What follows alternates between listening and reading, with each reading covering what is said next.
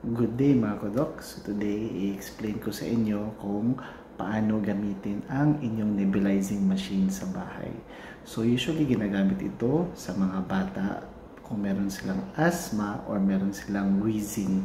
So usual na ginagamit nating gamot para sa nebulizer ay itong salbutamol. So ang salbutamol ay isang gamot para mag-dilate or para mag-open ang airway ng isang tao at pwede na itong pampatunaw ng secretions ng isang pasyente. So ngayon tuturuan ko kayo kung paano gamitin ang inyong nebulizing machine. So first, kunin nyo itong mask niyo. Ito yung mask. Ito yung chamber. At ito yung tubing. So kunin nyo ang gamot. Ito, yung gamot. Siguraduhin yung tama yung gamot na ibibigay at ilalagay nyo dito sa chamber ng mask na to.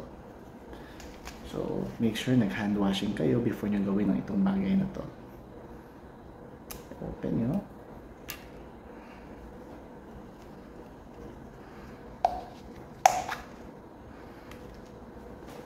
Lagay nyo gamot dito.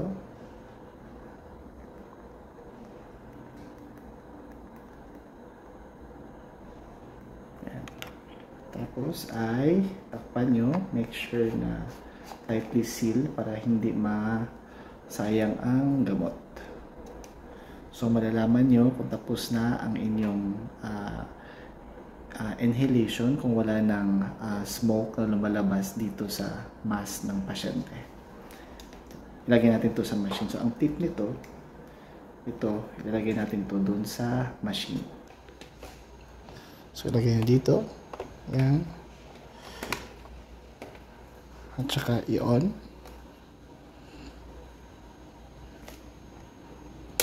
So, ganoon po ang tamang paggamit ng nebulizer.